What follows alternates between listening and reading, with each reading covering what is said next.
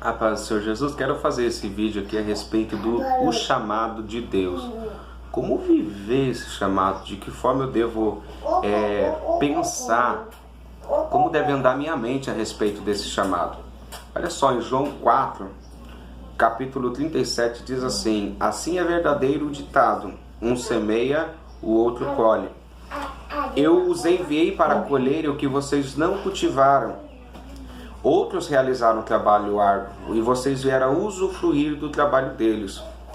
Cristo, nesse momento, estava dizendo para os discípulos que já estava na hora da ceifa, que já estava na hora de receber frutos a respeito de um trabalho que tinha sido feito antes. Por quem?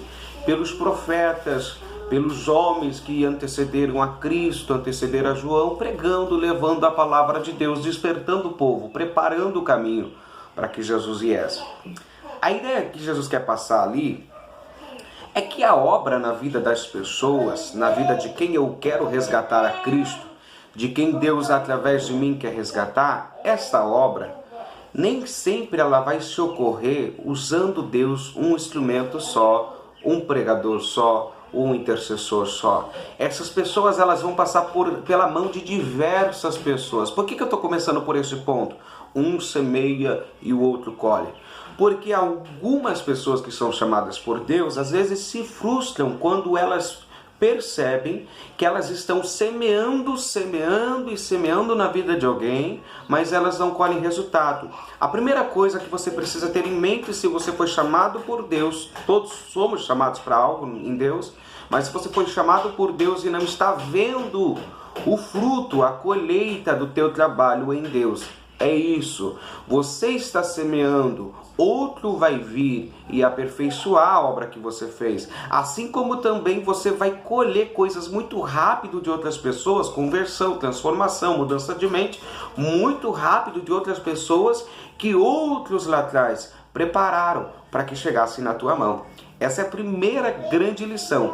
Outra coisa importante aqui dentro, as pessoas na nossa vida, no nosso chamado, elas são temporárias, peregrinas, passarão pela nossa vida com o propósito de aprender lições específicas e logo irão adiante usufruir e praticar o que foi ensinado. Essa é a visão espiritual. As pessoas são peregrinas na nossa vida, na nossa igreja e aonde pisarmos a planta dos nossos pés. Não se apegue a elas, ame-as, mas não se apegue a elas, porque você vai ser colocado na vida das pessoas como um propósito. É aquela amiga que você vai evangelizar no trabalho, vai chegar um dia que ela vai aceitar Jesus, vai se render a Jesus, e depois que ela aceitar, ela vai seguir a vida dela com Jesus e talvez nem haja mais como sua amiga num vínculo de conversar todo dia, talvez nem mesmo mais te visite, porque Deus vai chamá-la para um propósito diferente, num lugar diferente, num ambiente diferente.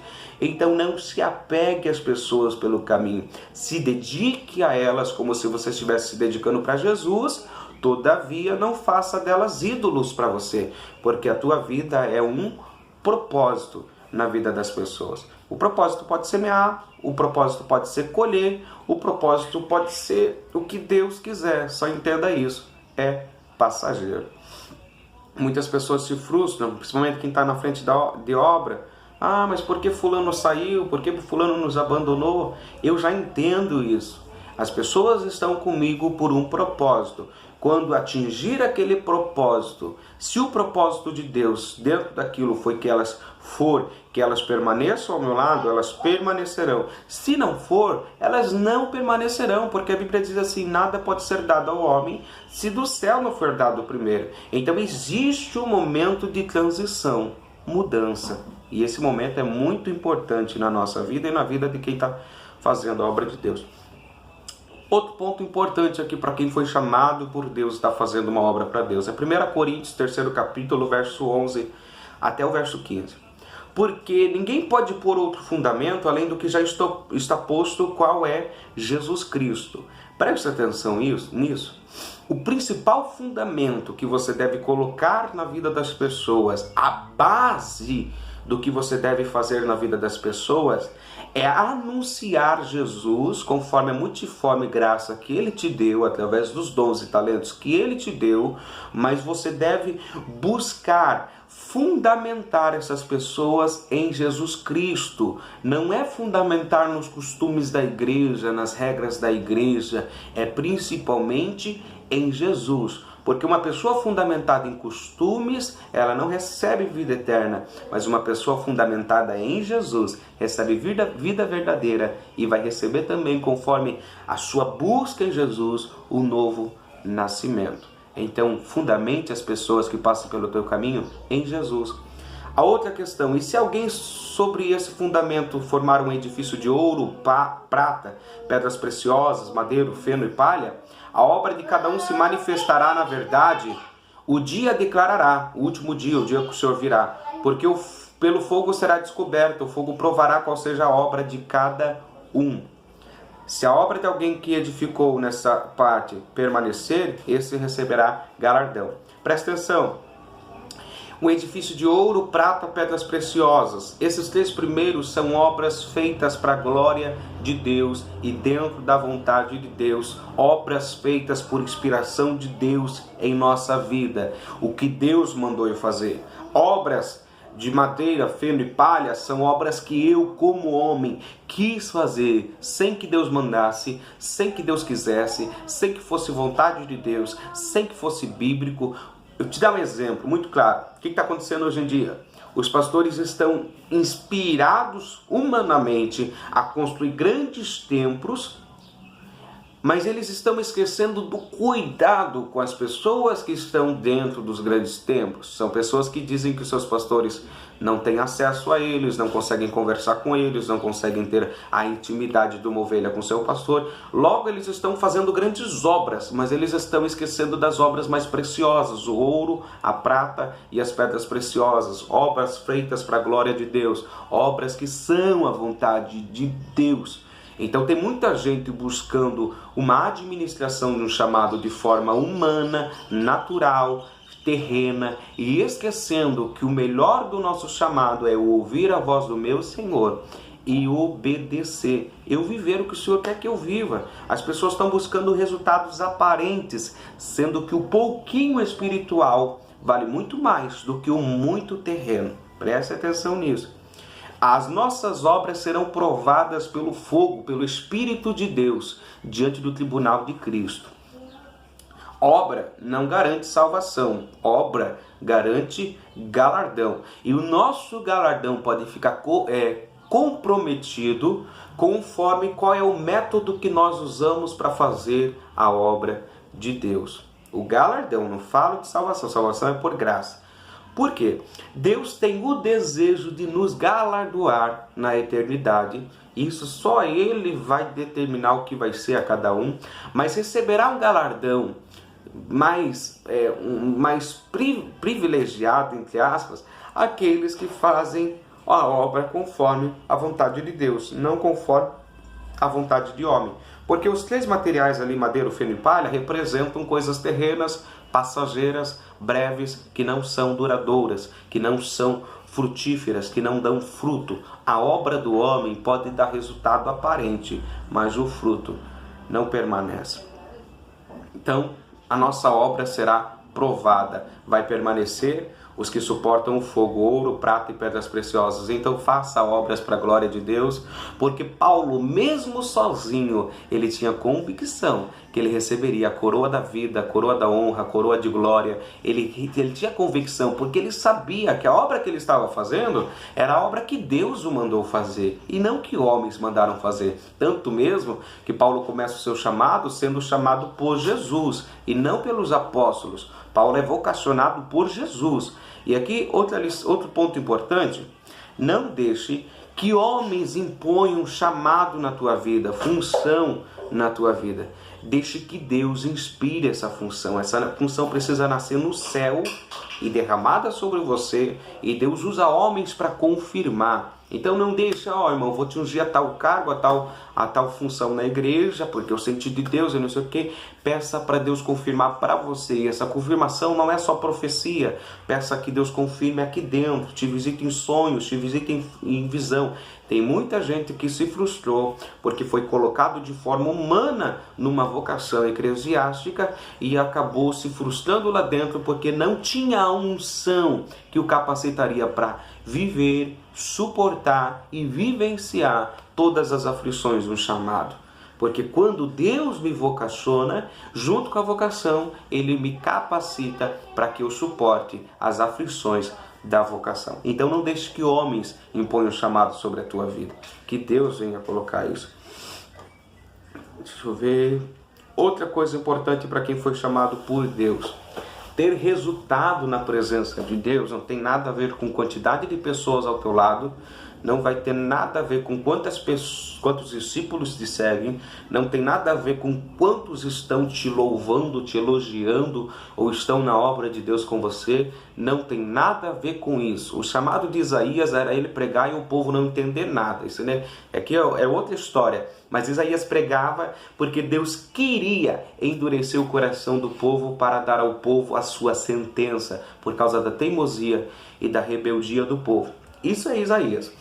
A pregação de cada um, o chamado de cada um tem um propósito espiritual. Se nós formos ver o propósito do nosso chamado de forma terrena, nós vamos olhar só resultados como se fosse um comércio ou uma empresa. Chamado não é isso. Não vai ter resultados igual em comércio, igual uma empresa terrena. É diferente. Olha só, Paulo tinha aberto diversas igrejas, inaugurou diversas igrejas, fundamentou o povo em Jesus, fundamentou famílias, casas em Jesus. Todavia, quando ele é preso, a Bíblia vai dizer em 2 Timóteo capítulo 4, verso 16, olha o que diz, ele tinha aberto diversas congregações, feito missão em diversas regiões.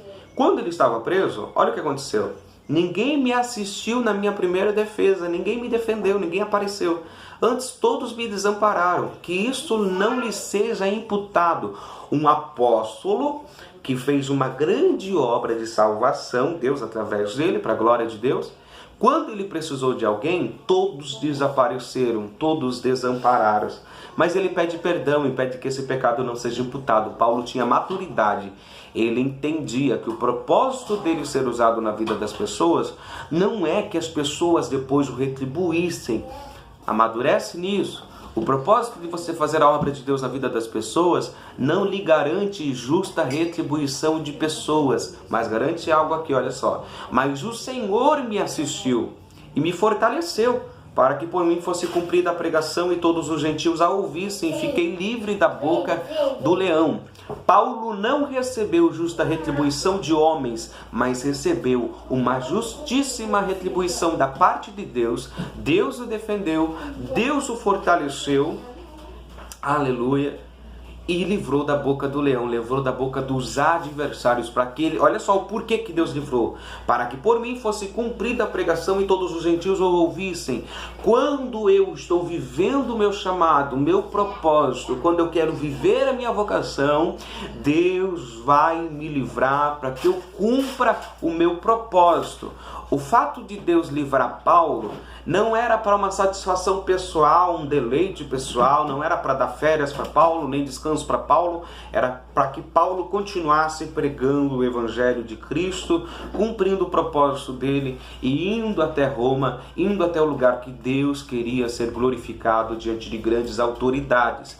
Então Deus nos livra dos nossos inimigos, nos ajuda para cumprir o nosso propósito. Não é para você viver relaxadamente só usufruindo da tua família, mas é para você olhar para o que Deus quer que você faça. Vem aqui a parábola dos talentos, que Deus dá 5 para um, o Senhor dá 5 para um, 2 para outro e 1 para mais um, e o último acaba escondendo o talento. O Senhor volta, requer o talento, tira dele porque ele não usou o talento que o Senhor deu. Aquele talento era uma quantia de dinheiro, e dá para aquele que tinha multiplicado. Use o que Deus colocou na tua mão, mas use para a glória de Deus. Outro ponto importante, quem defendeu Paulo foi Deus. Não dá para ser obreiro, Não dá para exercer um chamado, não dá para ficar na frente de uma obra se você espera que pessoas te defendam. Não dá para você viver nesse entendimento de que você vai ter que se defender. Não se defenda. De que você vai ter que ficar se justificando. Se você realmente está fazendo a vontade de Deus, se você está em obediência com Deus, Deus vai te justificar, Deus vai te defender, Deus vai te ajudar. É o caso que nós vemos que muitas pessoas hoje em dia, tudo que elas recebem de calúnia, de ofensa, difamação, de qualquer tipo de perturbação moral, espiritual, física, elas vão se defender. Mas nós que estamos em Cristo Jesus, estamos andando para a glória de Jesus, imitando Jesus, nós não podemos, nós não temos o direito de nos defender das perseguições que nos ocorrem. Outra palavra importante. Olha o que Paulo vai dizer, 1 Coríntios, 3º capítulo, glórias a Deus. Verso 6, eu plantei, Apolo regou, mas Deus deu o crescimento. Por isso nem o que planta é alguma coisa, nem o que rega, mas Deus que dá o crescimento. Não é porque você tem um chamado que você vai ser melhor do que você exerce o chamado, que você vai ser melhor do que os membros da igreja, ou as pessoas que servem a Jesus, ou até os que estão fora da igreja. Nós não somos melhor, nem somos alguma coisa mais do que qualquer pessoa. Por quê? O que nós fazemos só dá fruto se Deus quiser que dê fruto e se Deus quiser que dê crescimento. E é interessante, Paulo diz assim, eu, Paulo, plantei, Apolo regou, mas Deus deu o crescimento. Paulo não era ciumento dentro do processo da obra de Deus. Paulo não tinha os ciúmes, não. Você tem que se converter comigo, você tem que se batizar comigo, você tem que congregar na minha igreja, você tem que ser fiel na minha igreja. Paulo não tinha isso. O importante para Paulo é que a semente que ele plantou viesse a ser regada e aquela semente viesse a ter crescimento por Jesus e para a glória de Deus. Isso é importante, é que quem recebeu a obra que você está fazendo permaneça em Deus, independente de onde essa pessoa esteja. Não se abale se alguém não permanecer do seu lado. Outra coisa, entenda, é Deus que dá o crescimento para a obra que você faz. E esse crescimento se manifesta conforme o tempo e vontade de Deus. Existem árvores que demoram anos para dar fruto, existem árvores que demoram anos para crescer e que crescem um bom tempo, primeiro as suas raízes, depois elas surgem. Saiba que cada um vai ter um tempo, tuas obras têm tempo diante de Deus, e o tempo de Deus não é igual ao nosso tempo de 24 horas ou de 4 estações no ano, é diferente. Uma semente que você plantou lá há 10 anos atrás pode estar dando fruto hoje. Com Deus vai ser diferente. Então, olha aqui o que diz, Deus dá o crescimento, e aqui é um ponto importante. Não se autopromova, não fique fazendo cartaz do seu ministério. Eu vejo muito nas redes sociais, aí o pregador fica escrevendo lá, marca aí por favor um amigo, marca aí por favor uma pessoa, marca aí por favor um irmão, querendo autopromover o seu ministério e aquilo que ele está fazendo. Isso é sabedoria humana, isso é marketing humano. O marketing do Espírito Santo é diferente. Ele usa a boca de quem ele quer, a hora que ele quer, e ele promove o teu nome, ele promove o teu chamado, ele promove o que você está fazendo. E uma vez Deus me falou comigo assim, filho, quando você compartilha os teus vídeos, chega no máximo 400. Quando eu compartilho é diferente. De fato, se você for olhar meu canal, a maioria dos vídeos chega a 400. Mas tem muitos vídeos que passam disso. E aqueles vídeos foi Deus que compartilhou, não fui eu. Foi Deus que de alguma forma soprou os vídeos. Então não fique se autopromovendo. Isso é diabólico, cria vaidade no seu coração. Uma vez eu corrigi um irmão em fé, que toda igreja que ele pregava, ele tirava foto e postava no status dele, postava no Face dele. Eu falei, irmão, você não precisa disso, porque Deus vai te promover. Você não precisa postar um texto a respeito de você mesmo e do que você está fazendo para Deus. Quem te promove é Deus. Porque Deus vai usar a boca das pessoas. A Bíblia diz bem assim, seja a boca de outro que te elogie, não a sua boca. Jesus mesmo, o ministério dele era promovido por outras pessoas. E às vezes Jesus, olha o marketing de Jesus, não fale nada para ninguém que eu curei. Jesus era contra esse marketing forçado, essa ideia de dar crescimento através de homens. A Bíblia diz assim: vocês preferem mais a glória dos homens do que a glória de Deus. Quando eu me escondo para que Deus me manifeste ao mundo e a obra dele em mim seja manifesta ao mundo, eu estou preferindo a glória de Deus. Eu estou preferindo que Deus seja glorificado. Eu não estou dizendo que o marketing humano não dá certo. Dá certo, mas nem tudo que dá certo está glorificando a Deus. Ora, o que planta e o que rega são um, mas cada um receberá o seu galardão segundo o seu trabalho. Presta atenção, aqui é muito importante. Todo chamado, toda vocação, quando exercida para a glória de Deus e com o zelo de Deus e com amor a Deus, trará consigo galardão, aqui e na eternidade. Esse galardão se manifesta conforme a vontade e propósito de Deus. Eu não posso impor a Deus um galardão, eu não posso impor a Deus uma recompensa. Ele sabe qual é a minha recompensa. Todavia, eu preciso fazer a obra crendo que serei recompensado com alguma bondade acrescentada de Deus na minha vida. Além de todas as que Ele me dá, Ele vai acrescentar boas dádivas no meu caminho. E termino aqui deixando uma mensagem. Pedro um dia chega para Jesus e pergunta: Senhor, nós deixamos tudo pelo Senhor, o que receberemos? Aí Jesus diz: ninguém tendo deixado pai, mãe, filho, filha, campos, fazenda, tudo que tem por amor ao meu nome, tem que ser por Jesus o foco do teu chamado, não é pela igreja. Você tem que servir por Jesus, não é pelo teu pastor, é por Jesus que você tem que estar exercendo o chamado. E pelo Evangelho, que não receba muitas vezes tanto com tribulação e a vida eterna. Eu recebo muitas vezes tanto aqui de tudo que eu deixei. Galardão também vai depender de renúncia. Abraão recebeu o galardão dele. Deus disse: eu sou o teu galardão, Abraão. Por quê? Quando Abraão recebeu um chamado, ele deixou tudo para trás. Quando ele deixou tudo para trás, ele recebeu o dono de tudo. Ele recebeu Deus como galardão. Então às vezes a gente pergunta: Senhor, mas o que eu vou receber com isso? Por que não manifesta nada na minha vida? Por que o Senhor nunca faz nada por mim, além dos livramentos, da salvação? Tanta coisa que Deus faz, na verdade. A gente sempre quer algo a mais. Às vezes a gente não renunciou em momentos importantes o que deveria ser renunciado. A gente fica ponderando os riscos. Se eu fizer isso eu vou passar necessidade. Se eu fizer aquilo eu vou ser ofendido pela minha família vai me perseguir. Mas a questão é, se você não fizer, você está comprometido com Deus, que é teu ajudador, teu auxiliador, aquele que te recompensa em todas as horas.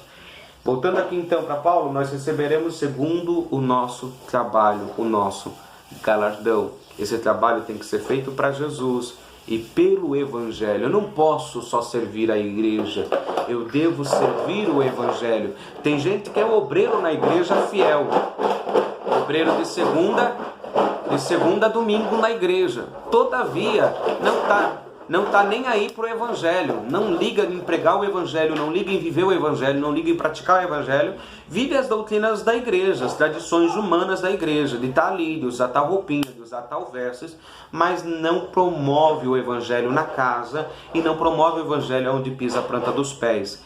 Eu só recebo galardão se o que eu estou fazendo é por amor ao Evangelho de Jesus, se eu estou vivendo e levando, promovendo o Evangelho dele. E se eu renuncio tudo quanto Deus me pedir. E encerro dizendo: ninguém pode ser meu discípulo se não renunciar tudo quanto tem. Quer viver um chamado de Deus? Comece perguntando o que Ele quer que você renuncie. O meu chamado só vai se manifestando conforme eu vou renunciando. Porque conforme eu renuncio, eu estou dizendo para Deus: pode confiar em mim, Senhor. Eu estou disposto. Deus te abençoe.